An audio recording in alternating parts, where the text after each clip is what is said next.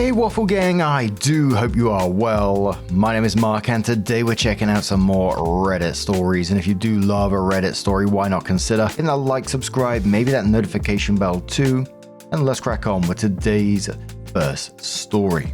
Much love guys. Now today's stories, we're covering the Am I the Devil subreddit, and we're starting with a throwaway account who says, should I, 21 male, go for it with my brother's 19 male girlfriend, 19 female? If she's given me all the signs. Reposted under a different throwaway. Sorry, not trying to spam. I'm on mobile, so sorry for the formatting. This is a throwaway account. I will call my brother Cody, my brother's girlfriend Sandra. This is so fucking messy. I'm pretty close with my brother, but I honestly feel he doesn't deserve his girlfriend. So my brother and his girlfriend have come to our grandma for a week they have off. They have been here for 5 days. They won't leave for 3 more, and it's killing me. My little brother is not the best looking in the family. He's just not. Since he started seeing Sandra, he's gone to the gym and bulked up a bit and changed his hair and eating habits. Not because she forced him. She loved him even when he was chubby. He said he wanted to start working out and eating better to get to the same level of attractiveness as her. My best friend and I, she is a girl, and I both agreed beforehand that she is very good looking, just from her pictures with my brother on social media and stuff. Sandra and Cody came to visit my grandmother, and I was there because I'm currently living with her. Not only is she ridiculously hot, she's funny and smart too. She's pre-med and has taken a lot of hard classes that Cody says she's breezing through. She is the world's easiest person to talk to. The first night she came to visit, she was quiet, as this was the first time meeting extended family for her. The next day, Cody had a migraine, and she wanted to stay home with him and take care of him, but I convinced her to go to the mall with me, and Cody encouraged her to. We spent the day at the mall together. We played with puppies at a store and shopped a bit and got lunch. I don't think I've ever gotten along with someone as well as I've gotten along with Sandra. She is beautiful, witty, and basically my ideal partner. I've quickly developed strong feelings for her. It gets really fucking messy from here. Cody was showing me some memes on his phone and accidentally swiped by nudes of hers. He thought I wasn't looking at his phone, but he did manage to see it. I know this is really bad, but when he got up to go to the bathroom, I unlocked his phone and went to look at it. I couldn't help myself. I've already mentioned that I think she's hot, so I won't go into detail about how I felt about the picture because it's probably obvious. I felt so guilty about it. After this incident, I think people started noticing me becoming uncomfortable near her. My brother, my mum, and my grandma asked me about it. Eventually, Sandra asked me if she had done anything to offend me, and I said no. I came to my senses and stopped acting like a douche.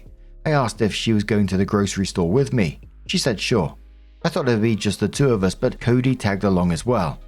We went to the grocery store together, went back and ended up driving to the city in the afternoon. I don't want to give away anything that might identify me, which is an hour from where we live. Cody fell asleep in the car, and again it was Sandra and me talking. She ended up climbing up from the back seat to the front to talk to me. We talked and joked the whole way into the city, and I just knew something was there. I did something stupid and I told her that I wish we'd met in high school, and she replied that she thinks we would have been best friends. Ouch. However, once we reached the city, she was back being lovey-dovey with Cody. It sucked because I wanted to hold her hand so bad. I think they felt bad for me because yesterday was V-Day and I don't have a girlfriend, so they didn't kiss or anything. They just looked at each other like they're in love. My questions are the following. I know she can tell that we have a good connection. Should I go for it? I really want to tell her my feelings this evening. What's the best way to do that? Thanks. Gee bloody whiz, this man really saw his brother's loving girlfriend be polite, funny, and just being capable of basic conversation, and immediately went, she climbed into the front seat and now she wants me. And then she turned around and gave him the biggest hint ever. I think we would have been best friends. Absolutely nuclear friend zone statement, and still he thought there were signs. Also, him saying that his brother doesn't deserve her while he's casually admitting he snooped through his brother's phone to stare at nudes is insane ass behavior. Brother was over there improving himself, loving her, hyping her up academically, and treating her well, while OP is planning to just blow everything up. It's some creepy ass behavior. The commenter says to OP, what signs exactly? From what you've written, she's just trying to be nice to her boyfriend's brother. Dude, don't be a creep. Back off. You're misinterpreting everything. Opie says, I felt bad about the picture. I still feel awful. I couldn't help myself. As for the signs, she touches my arm when we talk and she laughs at everything I say and bats her eyelashes. She doesn't hold hands with my brother when I'm around, things like that. I have plenty of other examples. The commenter replies saying, these are not signs she's into you. The batting of her eyelashes could be done jokingly. She laughs because she wants to fit in and be accepted into the family, and you're her boyfriend's big brother. She doesn't hold hands with her boyfriend because she's considerate of you. No, you don't have signs that she likes you the way a girl likes a boy. That comment about being friends in high school should make it clear on how you stand. She doesn't see you as a romantic interest, not even in a fantasy setting. It's all in your head. Commenter says, you're a creep and need to back off. You do not ever go looking at someone's nudes without permission. She's your brother's girlfriend. She hasn't said anything about liking you as anything more than a friend. I fucking dare you to tell her and your brother that you went through his phone to find that nude pic of her. Opie replies saying, I couldn't tell them that. So Opie did come in with an update and says formatting, mobile, blah blah, throwaway, blah blah. My brother is Cody and his girlfriend is Sandra. So against Reddit's and my better judgment, I spoke to my brother. Oof. As you can imagine, all hell broke loose. The guilt was eating me up and I told him about the feelings I had for his girlfriend. I also came clean about looking at her nudes and apologized profusely. This was about 3 hours ago. My brother punched me in the face and busted my lip. He went to our grandma and told her that he didn't feel comfortable with me in the house. My poor grandma was so confused and Cody told her vaguely that I acted inappropriately with Sandra and violated her boundaries. He went into Sandra's room and asked her to pack her things so they could leave and find a hotel to stay in. All I could hear her saying was, "What? Why? What's wrong?" He took her and left to stay in Atlanta, promising my grandma he'd call and explain when he got there. He just called via her landline and they will be getting lunch tomorrow. I received a text from Sandra about half hour ago. I copy-pasted it. Honestly, this is ridiculous that I even have to say this. You violated Cody's trust and my trust. The pics weren't meant for your eyes. I love your brother, not you. It's never gonna happen. You ruined any possible friendship we could have. I'm not angry, but I can't forgive this, and I believe you need therapy. Good luck, my name. I hope you get the help you need. I'm sitting here bawling in my bed while my grandma knocks on the door to ask what's wrong. Reddit, what do I do? What are the steps to take to fix things with my brother? How do I apologize to Sandra? What do I tell my poor grandmother? Thanks in advance. I should have listened to your advice. Thanks. The commenter just says, well, fucking deserved. On behalf of Redditors, we told you so. I think Sandra handled that really maturely and calmly from what fucking just happened, because suggesting he get therapy was probably the right thing to do, but she's never going to trust him again, probably never wants to be around him again, because what exactly was the successful outcome in his head in this situation? Like, in his shoes, what was he thinking? Sandra hears, hey, I violated your privacy, stared at your nudes, and secretly think my brother doesn't deserve you. Did he think that she's just going to turn around and go, you know what, you're right, let's run away together? Like, what are you thinking? There was literally no positive ending available here. The best case scenario was still him absolutely destroying his relationship with his brother and making Sandra deeply uncomfortable. Worst case was exactly what happened. Crazy ass behavior, but what do you guys make of this situation? Let us know your thoughts down in the comments below, and let's move on to another story. Now our next story comes from a throwaway account and says, fiance male 37 gave me, female 34, an ultimatum to get married. I still want to marry him, but he won't give up on it. Please help. I met Mark, fiance, 3 years ago. It was one of the hardest times in my life, but he made it better for me and I was in love. We got engaged 5 months ago and were wedding planning until the ultimatum. Before I met him, I was married to Jared, male 34. We were together since college and naturally we got married and wanted to settle down. A year into our marriage I got pregnant and eventually gave birth to a little girl named Lana. I was so overjoyed, as was Jared, and it felt like our family was complete. However, as Lana began growing, I noticed her becoming more attracted to Jared and she was me. She would cry non-stop if I was trying to hold her, but the moment he held her, she'd stop. Her first word was dada, and everything seemed to be for her dad and not me. I'll admit, I got a little jealous and was hoping she'd come around to me eventually, but she never did. After 3 years of feeling like I meant nothing for her, I no longer wanted to be around her as it was painful and I was resenting her. I served Jared divorce papers and signed away my custody to him, agreeing to pay child support since I no longer wanted to even see Lana. I decided to start over, and that's when I met Mark. He never knew the full story because he knew I was uncomfortable with talking about it, but knew I used to be married. He knew nothing about the kid and thought my payments were alimony to Jared. However, he somehow found out, either through one of my friends or Jared contacting him. So far, nobody has fessed up and Mark won't say, and it's been rough. Mark said he wants me to try reconciliation with Lana and is upset I abandoned her. He doesn't understand the pain I went through, realizing the baby I gave birth to didn't love me and thinks I can just solve this like it's a sitcom and everything will be happy in the end. Mark has given me the ultimatum that I either try reconnecting with Lana or he's calling off our engagement. He says he doesn't want to marry someone who will casually drop her kids over what he thinks is an inconvenience. I don't think Lana even remembers me honestly, and it'd be too painful for me if I tried to talk to her again because of all the memories before I walked out of her life. I really want to marry Mark, but I don't want anything to do with Lana. Is there anything I can do to convince him to not push the ultimatum anymore? It's the way she talks about a toddler like she was an ex-partner rejecting her emotionally instead of like a literal baby. Comments like she liked her dad more, she didn't love me, she never came around. She's 3 years old. Kids go through attachment phases all the time, and none of this means the child didn't love her. But instead of getting therapy for those feelings, she abandoned her daughter entirely and then hid her existence from her fiancé for years. And I get why Mark drew that hard line. He just found out the woman he planned to marry was capable of walking away from her own child because her feelings were hurt by toddler behavior. And he's probably thinking, well, what if we have kids and the same happens? Something like that happens, it fundamentally changes how you see someone. But a commenter says to OP, you nuked your marriage and abandoned a 3-year-old baby because you were jealous that she bonded a little more with dad. And you think the problem is your pain and your inconvenience. And now you're shocked, just shocked, that your new fiancé is appalled at your selfish actions. No one here is going to advise you on how to trick Mark into believing that you're a decent person, or a reasonable justification for your heinous behavior. You made your bed, now lie in it. Commenter says, wow, did I just read what I just read? I wouldn't be with someone who abandoned a child either. It's absolutely normal for a child to cry more for one parent at one time or another. Did you even go to therapy because your baby/toddler was not the problem? I've never in my life read a story like this. I'm almost speechless. The commenter says your fiancé will end up leaving anyway. No matter what you do now, you will always have abandoned your child.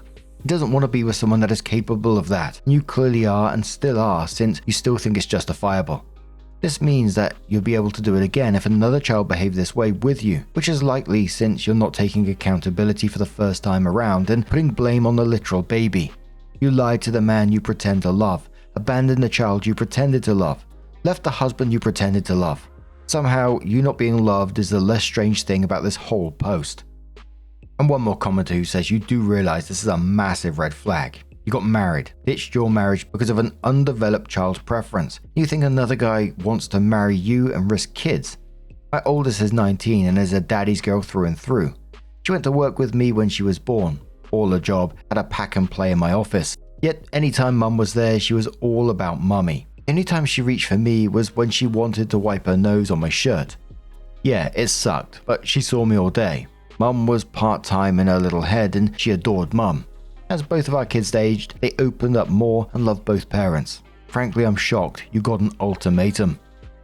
Bloody hell, but what do you guys make of this situation? Let us know your thoughts down in the comments below, and let's have another story.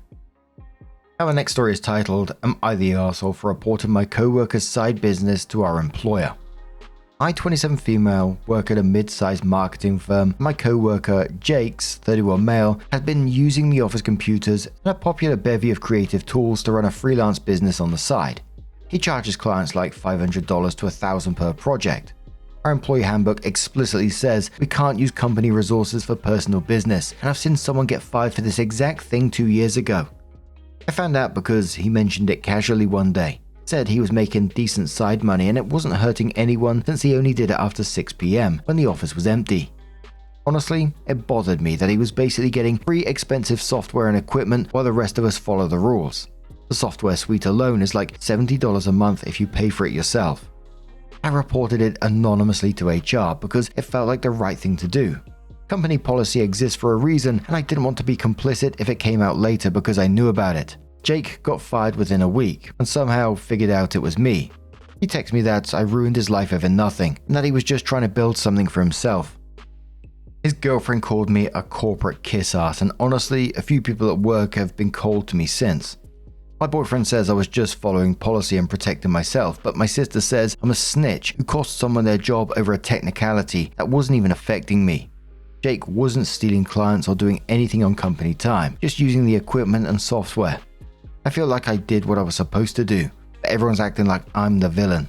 Am I the arsehole? And edit, frustrated with these replies as you guys seem to think that nothing would happen to me, but just by knowing I was involved, he involved me. I didn't ask or spy on anything. He told me he was breaking the policy and I have a duty as an employee to report it. A commenter says to OP, if this is real, at least be real about it if you're going to ask the question. You were jealous that he was making good extra money through the side hustle and that's why you turned him in. Otherwise you wouldn't have said, honestly it bothered me that he was getting free expensive software and equipment while the rest of us followed the rules.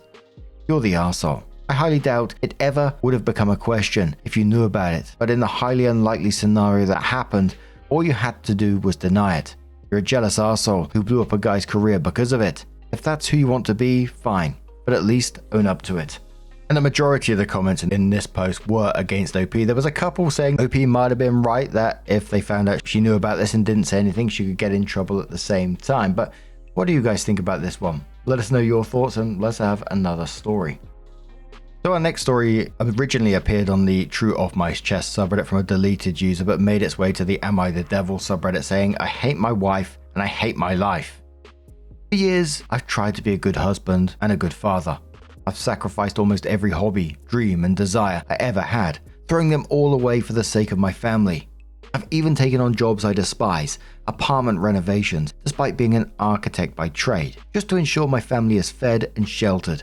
At one point, I even attempted to start a pig farm to sell pork, desperate to provide a stable income. And yet, the only sliver of happiness I have left is watching football and drinking beer with my friends. But even that is a crime apparently. I'm judged for it, called selfish. Of course I'm selfish, right? Everything wrong in our lives is somehow my fault. The fact that we have 5 kids, despite not being able to afford them comfortably, my fault. The crushing stress of it all, my fault. One time, in a fit of anger, my wife told me that her cancer was my fault because stress can be a cause. I brushed it off at the time, but I will never forget it. Those words are burned into my memory. What kind of love makes someone say something like that? Deep down, I know she doesn't love me. In fact, I think she hates me. She's just too cowardly to say it outright. When you love someone, you forgive them, even when they hurt you. You shift blame away from them, even when it might be deserved. But in my marriage, I'm always the scapegoat, always the villain. I get it, life is exhausting, but I'm exhausted too. I pay the bills, I keep the food on the table, I deal with our loud, whiny, annoying children. I sacrifice every second of my free time. What do I get in return? Guilt. If I spend a measly $60 on myself for a night at a restaurant, I'm racked with guilt for days. But let's not pretend I'm perfect. I cheated on her once. One single time in 15 years. I know it's wrong, but it happened because I was so profoundly unhappy in this family, and even then, I tried to make it up to her. I took her to Paris afterwards, hoping to reignite some spark between us. For a moment, she seemed excited, but soon she got bored of me and made new friends there. She spent more time with them than with me during the entire trip. That's when I realized she doesn't love me, she doesn't even like me. If you asked her to name one positive trait I have, she'd probably sit in silence, struggling to come up with an answer. But if you asked her what she dislikes about me, she could rant for hours. How I'm inattentive, uninteresting, selfish, phony, boring, and talented. Why am I wasting my one and only life living like this? Why should I be condemned to a lifetime of servitude to someone who doesn't even respect me? And yes, I know what people will say. You're irresponsible. But I don't care anymore. For once in my life, I want to be free. I want to be selfish. I want to stop being the perfect husband and father and just live for myself. I want to disappear for weekends of fishing, spend my paycheck on football games and beer, and cheat without a shred of remorse. I don't do these things now. Not because I'm a good person, but because I ain't got the balls to do it. I'm tired of pretending.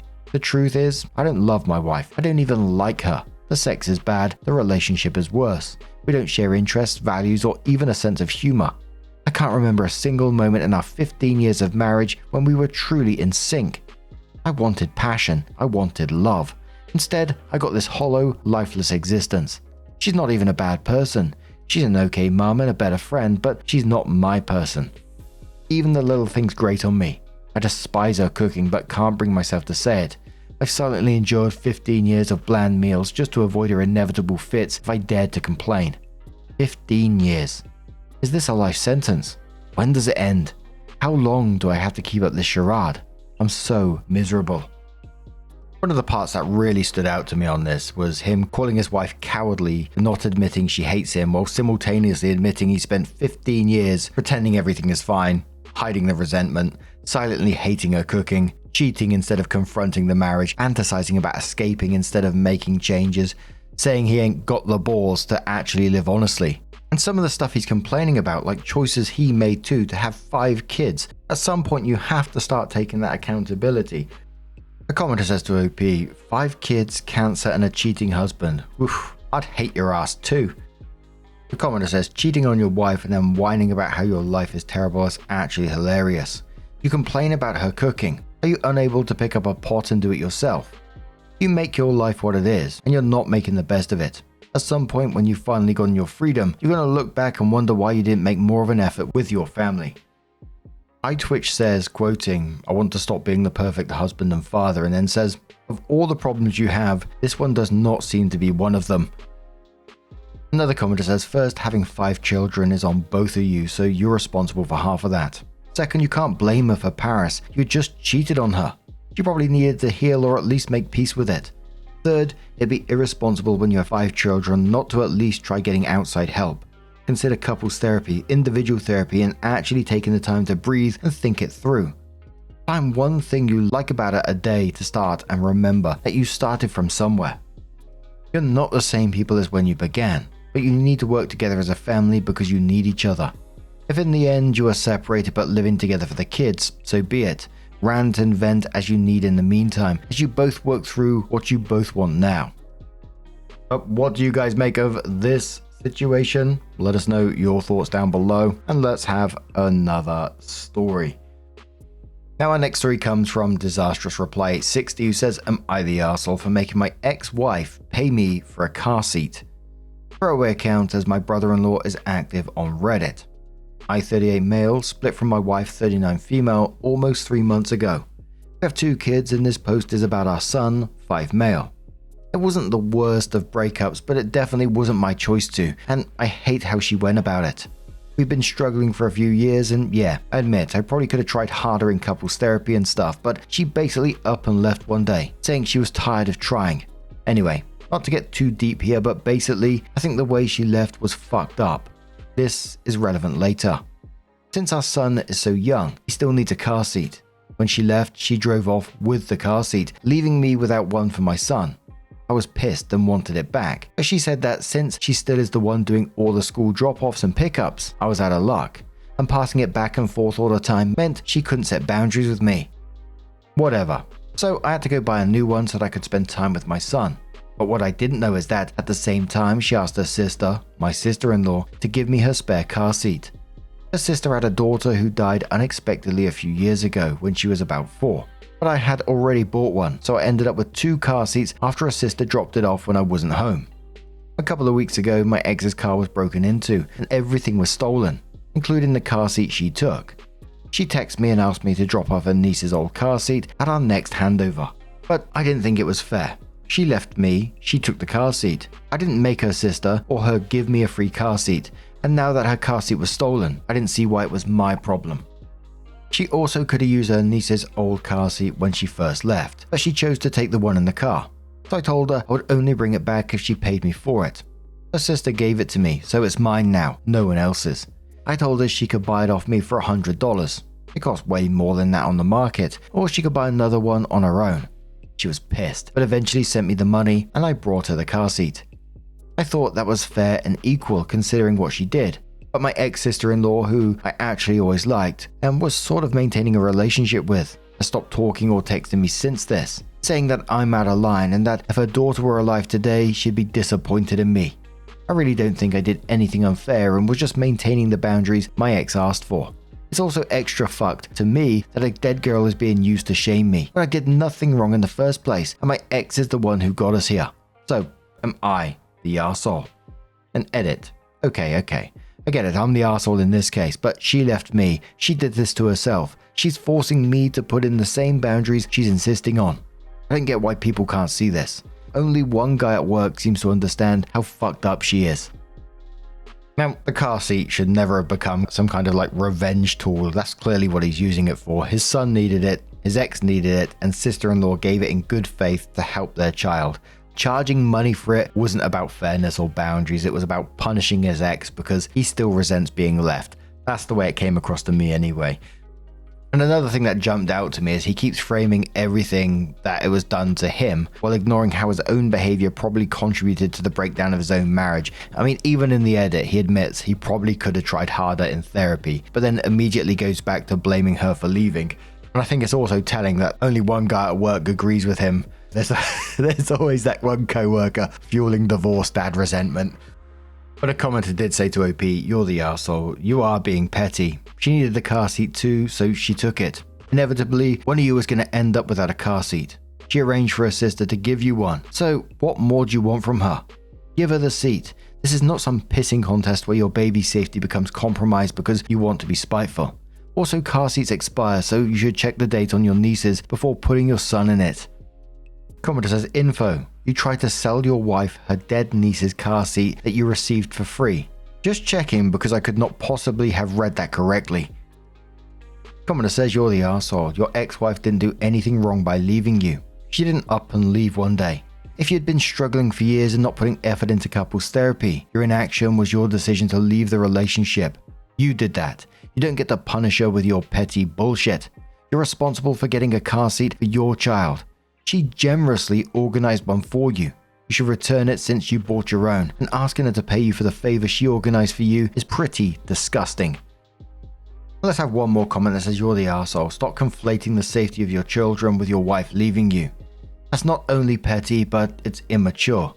You admit that you didn't try as much as you could to help save the relationship, so you don't get to be mad now that the woman got tired and chose to leave. There was never going to be a good or easy way to spend a life, home together, or marriage. Your job right now is to work together with your ex for the good of your shared children. For that to happen, you're going to need to grow the hell up and stop being so damn lazy and selfish about your emotional intelligence and your actions. None of this type of bullshit behavior from you is going to make that woman regret leaving. It's only going to continue to cement why she did." But now, I'm going to turn this one to you guys. What do you guys make of this situation? Let us know your thoughts down in the comments below. Now, just a huge thank you for being here today, getting involved in the stories, your love, your support, your time, your likes, your hypes, all that good stuff is absolutely amazing. I can never thank you enough for what you do, and hopefully I'm going to see you in the next one. Take care and much love, your bloody cheeky so-and-so. Bye-bye.